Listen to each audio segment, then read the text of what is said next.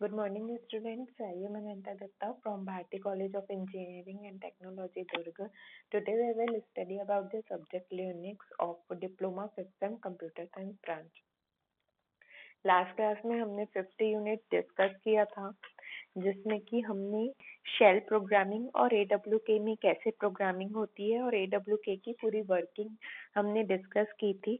अब हम chapter 6 installation इन system administration के बारे में डिस्कस करेंगे, जो कि हमारा इंस्टॉलेशन एंड सिस्टम एडमिनिस्ट्रेटर जो है, इसमें हम कैसे इंस्टॉलेशन होता है, रिक्वायरमेंट, लाइनक्स के फाइल सिस्टम कैसे होते हैं, इसमें जो ब्लॉक्स लेते हैं, बूट ब्लॉक, सुपर ब्लॉक, ये सारी चीजें, और पार्टीशन कैसे करते हैं हम हार्ड डिस्क में, लाइनक्स सिस्टम को इंस्टॉल कैसे करते हैं, यूजर अकाउंट्स मैनेज कैसे करते हैं, ये सारी चीजें हम इसमें डिस्कस करेंगे। ठीक है, तो सबसे पहले हम लाइनक्स की फाइल सिस्टम डिस्कस करते हैं कि लाइनक्स का फाइल सिस्टम होता क्या है। A file is a collection of information such as text for a memo or report, and accumulation of sales figures, an image, or an executable program created by a compiler.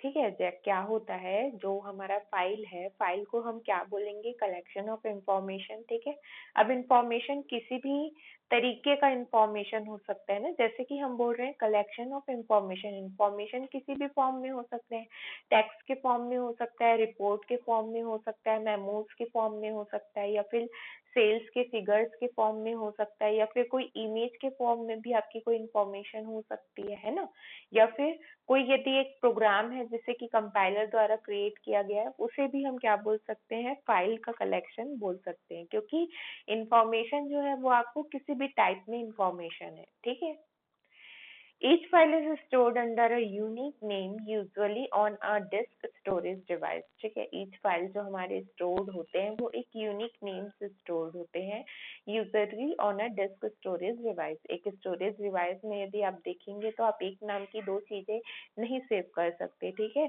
जब भी आपको यदि एक ही जगह एक ही फाइल में यदि आप कुछ चीज सेव कर रहे हैं तो आपके हर फाइल्स का नेम यूनिक रहेगा, कोई भी एक फाइल से आपके दो नाम नहीं चलते यहाँ पे। ठीक है, लाइनक्स जो फाइल सिस्टम है ये आपको क्या प्रोवाइड करते हैं कि डायरेक्टरीज के अकॉर्डिंग जो है हमारे फाइल्स अरेंज रहते हैं, जैसे कि फोल्डर्स हो गए, बॉक्सेस हो गए। ठीक है, हर डायरेक्टरी का अपना एक नाम रहता है, और वो अदर फाइल्स की भी अदर डायरेक्टरीज की भी फाइल होल्ड करके रख सकते हैं। Directories in turn are arranged under other directories in a tree like organisation, means directory जो है अदर डायरेक्टरीज को भी अरेंज करते हैं एक ट्री लाइक ऑर्गेनाइजेशन में। ठीक है, और जो इसका जो स्ट्रक्चर है वो असिस्ट करता है यूजर्स में कि वो ट्रैक रख पाए और लार्ज नंबर की जो फाइल्स है उसे इनेबल कर पाए, और जो भी उसके ग्रुप में रिलेट है फाइल में वो डायरेक्टरीज में फिट कर पाए। Each user has one primary directory and many सब डायरेक्टरीज आर रिक्वायर्ड। ठीक है, हर एक यूजर के पास एक प्राइमरी डायरेक्टरी है और उसके कुछ सब डायरेक्टरीज है। ठीक है, जैसे कि आप देख सकते हैं यहाँ पे ये एक प्राइमरी डायरेक्टरी है। ठीक है, प्राइमरी डायरेक्टरी के अंदर सब डायरेक्टरीज है आपकी। ठीक है, सब डायरेक्टरीज के अंदर और डायरेक्टरीज है, मीन्स ये एक आपका ट्री लाइक स्ट्रक्चर है जिसके अंदर हम क्या कर सकते हैं, फाइल सेव करके रख सकते हैं। ठीक है, तो हमारा जो फाइल सिस्टम है, लाइनक्स का जो फाइल सिस्टम है वो इस वे में वर्क करता है। Then boot block, super block, inode table and data block, ये सारी चीजों के बारे में हम डिस्कस करेंगे। ठीक है, कि बूट ब्लॉक क्या होता है, वो कैसे वर्क करता है, डेटा ब्लॉक, सुपर ब्लॉक, ये सारी चीजें कैसे होती है। ठीक है, तो बूट ब्लॉक क्या होता है, the boot block occupies the beginning of a file system, typically the first sector, and may contain the bootstrap code that is read into the machine to boot or initialize the operating system। ठीक है, जब भी हम operating system को initialise करते हैं तब machine boot करता है और वो जो बूट स्ट्रैप कोड रहता है उसको वो रीड करता है। ठीक है, जब भी हमें एक ही बार हमारे ब्लॉक को बूट होने की सिस्टम पड़ती है, जरूरत पड़ती है, ठीक है।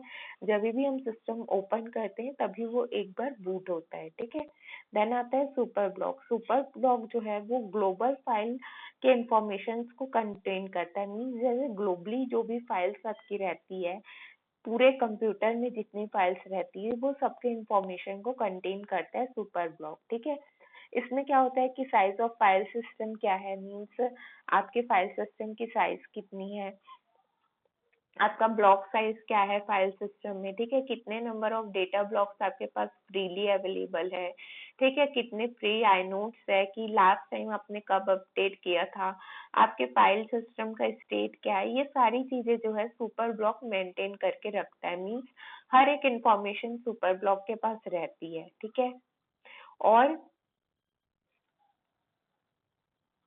जो ये पूरे जो सुपर ब्लॉक की एक कॉपीज है ना, ये कर्नल के पास हमेशा मेंटेन रहती है, टाइम टू टाइम वो अपडेट भी होती है, और हमेशा एक कॉपी उसके पास मेंटेन भी रहती है, ठीक है। किसके पास? कर्नल के पास। देन आता है हमारे पास आइनोड टेबल। आइनोड टेबल क्या होता है? ये एक inode is a data structure है, ये जिसमें कि सारे इंफॉर्मेशन फाइल से रिलेटेड जितने भी इंफॉर्मेशन है वो रहता है। inode about file is sometimes called metadata, ठीक है। metadata means डेटा के अंदर डेटा, उसे हम बोलते हैं metadata। तो inode को कई बार हम metadata भी बोल देते हैं, क्योंकि क्या रहता है इसमें सारे इंफॉर्मेशन रहते हैं, ठीक है। देन आता है डेटा ब्लॉक।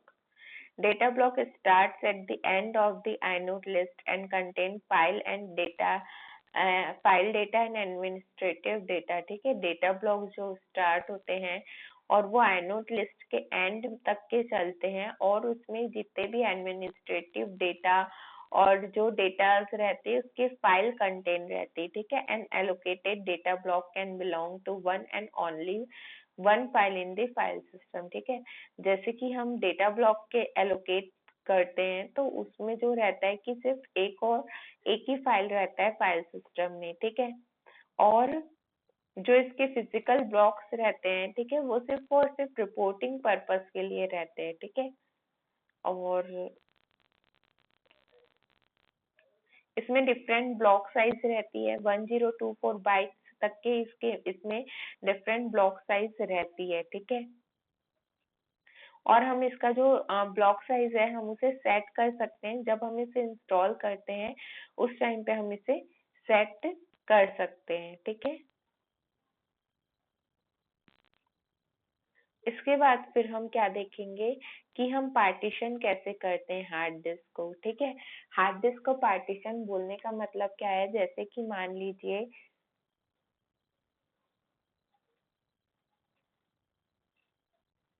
बहुत सारे फाइल में, बहुत सारे सिस्टम में माइक्रोसॉफ्ट 95 98 पुराने जो टाइम के अकॉर्डिंग इसमें लिखा हुआ है 95 98, आजकल विंडोज 7 8 और 10 यही मैक्सिमम यूज हो रहे हैं। तो जैसे कि हमारा जो फाइल है या हमारा जो सिस्टम है उसमें ये सारे विंडोज रहते हैं, ठीक है। और ये कौन से ड्राइव में रहते हैं? ऑब्वियसली सी और जी ड्राइव में ही। आपने ऑलमोस्ट सी ड्राइव में ही देखा होगा, ठीक है। Before you can store data on a partition they must format it, ठीक है। जब भी हमें पार्टीशन करना रहता है तब वो क्या होता है? फॉर्मेट होता है, ठीक है। फॉर्मेट जब भी हम फॉर्मेट प्रोसेस करते हैं तभी क्या होता है, आपको पार्टीशन के लिए पूछता है कि आपको पार्टीशन करना है, तो पार्टीशन कैसे करनी है, कौन से फाइल्स में करनी है, ये सारी चीजें यहाँ पे पूछता है, ठीक है। However, disks have underlying physical structure closely to the actual structure, ठीक है। यहाँ पे आप देख सकते हैं कि ये आपको जब भी पूछता है कि आपको कैसे फाइल पार्टीशन करने हैं, कौन से फाइल में आपको क्या करना है, अपना ऑपरेटिंग सिस्टम लोड करना है, तो ये सारी चीजें जो रहते हैं ये आपको पूछता है जब भी आप सिस्टम को फॉर्मेट करते हैं उस टाइम पे, ठीक है। प्राइमरी पार्टीशन बोलने का मतलब क्या होता है? जो कि आपका एक प्राइमरी पार्टीशन रहता है, ठीक है। इसे हम एक्टिव स्टेटस में मार्क करते हैं, ठीक है। और इसमें हम क्या करते हैं कि लाइनेक्स की जो भी यूजर डायरेक्टरीज रहती है उन्हें हम माउंट करते हैं, ठीक है, और हम इसे वॉल्यूम भी बोल सकते हैं। देन हमारे पास एक्सटेंडेड पार्टीशन आता है, लॉजिकल पार्टीशन आता है, स्वैप पार्टीशन आता है। ठीक है, तो extended partition में क्या होता है, four partition are not enough, the user can convert one of the primary partition into extended partition। जैसे आपके पास यदि ज्यादा स्पेस आपको और ज्यादा चाहिए, आपके पास फोर पार्टीशन में कवर नहीं हो रहे हैं, तब हम क्या करते हैं, प्राइमरी पार्टीशन को किस में कन्वर्ट कर देते हैं, एक्सटेंडेड पार्टीशन में। तो यूजर जो रहता है वो एक्सटेंडेड पार्टीशन को सब डिवाइड मीन्स और पार्ट्स में डिवाइड कर सकते, और पार्ट्स में डिवाइड कर सकते हैं। ठीक है, देन आता है लॉजिकल पार्टीशन। लॉजिकल पार्टीशन जो है, एक्सटेंडेड पार्टीशन को हम लॉजिकल पार्टीशन में डिवाइड कर सकते हैं यदि हमको उसकी जरूरत पड़ती है तो।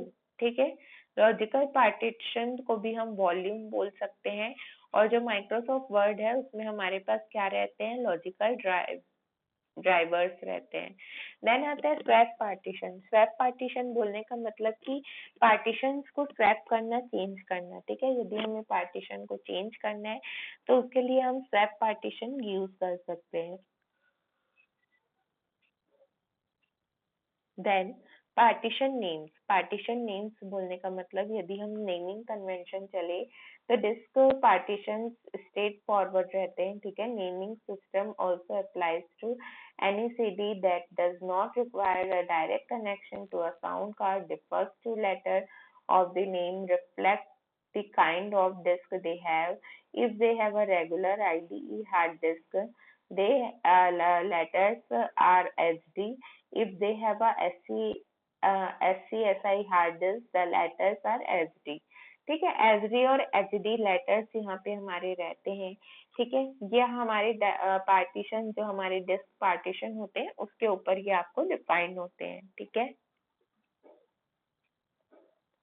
तो यहाँ पे आपके पास कुछ फाइल्स दी हुई है, उस फाइल्स कौन सा प्राइमरी पार्टीशन है, कौन सा लॉजिकल है, कौन सा प्राइमरी पार्टीशन है, ये सारी चीजें आपको यहाँ पे डिस्कस हो रही है।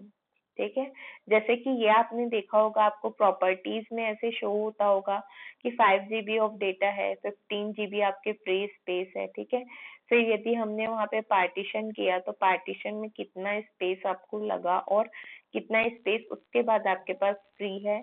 तो ये सारी चीजें जो है आपको पार्टीशन के टाइम पे शो होती है। ठीक है,